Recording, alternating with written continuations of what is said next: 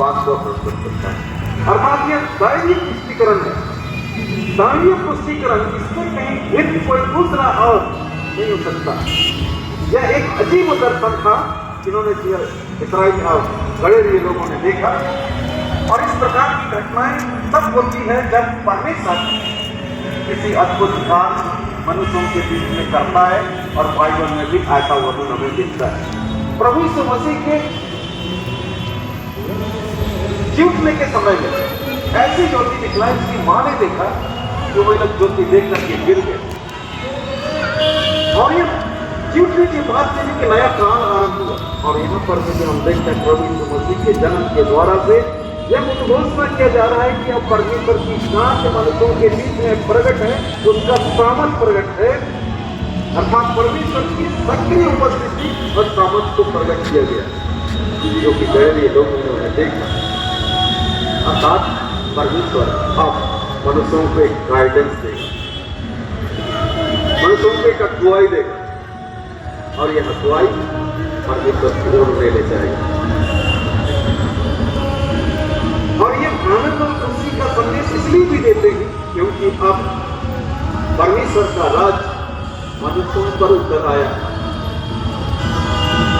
क्योंकि प्रभु यीशु मसीह ने अपने जीवन में कहा कि अब परमेश्वर का राज तुम्हारे बीच में है, क्योंकि प्रभु का जन्म इससे रखने पर। और इसी संदेश को स्वर्गदूत यहाँ बतलाते हैं ज्योति के द्वारा से कि अब परमेश्वर का राज तुम्हारे बीच में। और इसी को मत्ती सुसमाचार उसका 10 के 7वें पद में हम कहते हैं, प्रभु यीशु मसीह कहता है कि प्रभु यीशु मसीह ने अपने चेलों से कहा कि चलते चलते कहो कि स्वर्ग का राज निकट आ गया है। ये तो तुम कहीं भी जाओगे तो यह संदेश तुम हर व्यक्ति को बता देना कि स्वर्ग का राज अब तुम्हारे बीच में है, क्योंकि मसीह का जन्म इस धरती पर हुआ है। और इस संदेश को स्वर्गदूतों ने गहरे लोगों के बीच में प्रकट किया, जो के द्वारा से उपदेश। तीसरी बात हम क्या मानते हैं, इसमें जब प्रभु यीशु मसीह का जन्म बैतलहम गांव में होता है, मरियम के चरण में बालक को रखा। और इस घोषणा के बाद में हम क्या देखते हैं कि प्रभु यीशु मसीह का इस जगत में जन्म होना इसलिए कि लोगों का अगुवाई हम करने पाए। वह हमारे को उद्धार करता है। इंटर टेस्टामेंट पीरियड में देखने में किसी प्रकार के कोई लक्षण ईश्वर का नहीं दिखलाई देता, कोई अगुवाई नहीं दिखलाई देता था, परंतु अब एक नए युग का आरंभ हो गया। अर्थात प्रभु यीशु मसीह के जन्म के कारण माध्यम से परमेश्वर लोगों के जीवन को बदलता है, जीवन को बदलने के लिए अपना सामर्थ्य को प्रकट करता है। और प्रभु यीशु मसीह के जन्म के पश्चात कितने लोग जिन्होंने प्रभु यीशु मसीह को ग्रहण किया, उनका जीवन बदल गया। सबसे पहले तो पौलुस को देखने वो कलीसिया को सताने वाला, कलीसिया को सता रहा था, मसीह को पकड़ करके बंदी में डालता था। जब प्रभु यीशु मसीह उसका भेंट हुआ, उन्हें कहता है वह अंधा हो गया, कहता है कि कौन? प्रभु यीशु मसीह ने उसे कहा मैं प्रभु यीशु मसीह जिसे सिखाता है। और उसी दिन से प्रभु यीशु मसीह उन्होंने ग्रहण किया, और जब ग्रहण किया तो उसका जीवन बदल गया। और उन्होंने देश देश में, राज्य राज्य में जहां वह जाना सकता था वहां पर उन्होंने सुसमाचार का प्रचार किया। तो इस प्रकार की घटनाएं और भी हम बाइबल में पाते हैं कि प्रभु यीशु मसीह के संगति में कितने पापी आए, उन पापी मनुष्य का जीवन को प्रभु ने बदल दिया।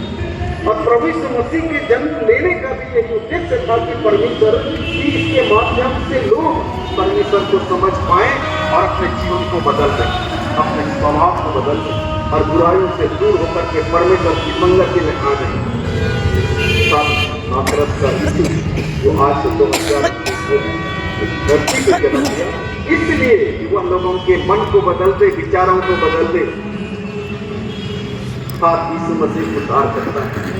इसलिए गड़े हुए लोग ने यह संदेश दिया कि वह उद्धार करता है, आनंद और शांति का स्रोत है। अंतर सुसमाचार काल में लोगों के बीच में शांति नहीं थी, चिंतित थे, निराश थे। अब प्रभु यीशु मसीह के जन्म के पश्चात अब उनका जीवन आनंद में बदल जाएगा, शांति से बदल जाएगा, क्योंकि वह शांति का स्रोत है। पाप के कारण से परमेश्वर की संगति से अलग हो गए। इस्राएली लोगों ने अपनी बलि विधि को दूषित कर दिया, कोई भी बलि विधि स्वीकार नहीं की जाती थी, वे लोग भी निराश थे। अर्थात बलि विधि का दूषित होना उनके लिए बहुत चिंताजनक थी। परंतु आप प्रभु यीशु मसीह आया, परमेश्वर का सामर्थ्य धरती पे प्रकट हुआ, जो सामर्थ्य के द्वारा से मनुष्य पाप से भी छुटकारा पा सकता है और परमेश्वर की संगति में भी आ सकता है।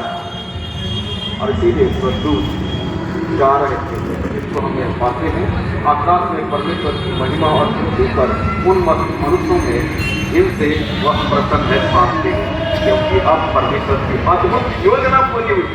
मनुष्य निराश था, आप उसका निराशा आनंद में बदल जाएगा, अशांति अब शांति में बदल